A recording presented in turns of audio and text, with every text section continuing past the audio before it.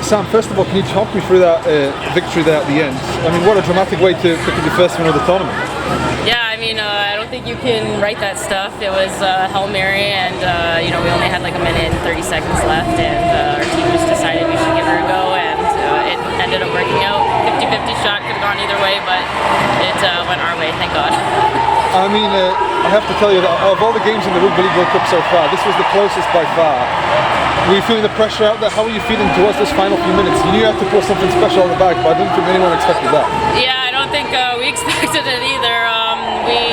I don't think came out and played the game that we wanted to. I don't think we've reached our full potential at this tournament at all. I think we have a lot of work to do back in Canada, but we're looking forward to that challenge, and hopefully when we come back here in 3 years that we'll be a much stronger team and be able to execute some more wins.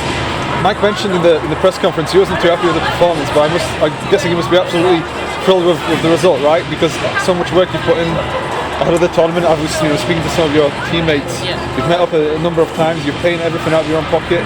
That must be so good to get such a reward. Yeah, a lot of us had to pay out of our own pocket to go to the camps to try out for this team in order to make it here. But I think Mike will be happy with the win. I don't think with the performance, because he knows that we're a lot better than that, and we know that we are a lot better than that ourselves. So like I said, we're just going to continue to build from here, and hopefully in 3 years' time we're a lot better team. Can I ask, what help do you need to grow rugby league in Canada? Is it funding? Is it getting more coaches on board? Is it training more coaches? What specifically does Canada need to really help grow the women's game over there, and the game generally, I was supposed to say? Yeah, funding is always needed. I don't think women's or female sports in general has a lot of funding or media attention. I think this is the first time that we've gotten like a really big media attention back in Canada for our World Cup.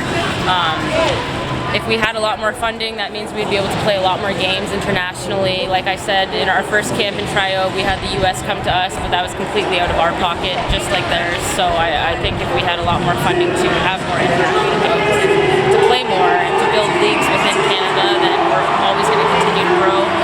Until then, we can only really look outside of Canada for games, because there aren't leagues in Canada. We're kind of a very big country to do that, so it's been challenging, but I think one of our main issues is funding, because we are a pay-to-play structure, which is really unfortunate until we get to the World Cup, right?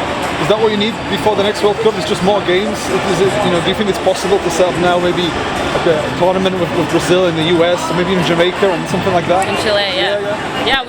We hope to have a little Americas with those 4 teams that you mentioned, along with Chile, who has a women's team also. So it's great that the women's sport is growing. The last World Cup, we were the only team out of the Americas and South America that had a team, and now coming into this World Cup, there's 5 teams, and Brazil representing South America, which is amazing. So I think the sport is growing, and I think if we do have funding to make a tournament like that, it would be really beneficial to not only Canada, but like all the other teams in women's league in general.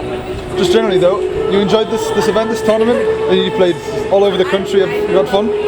Yeah, it's been great. A lot of us haven't been to England before, so we got to tour a little bit on our off time and stuff like that.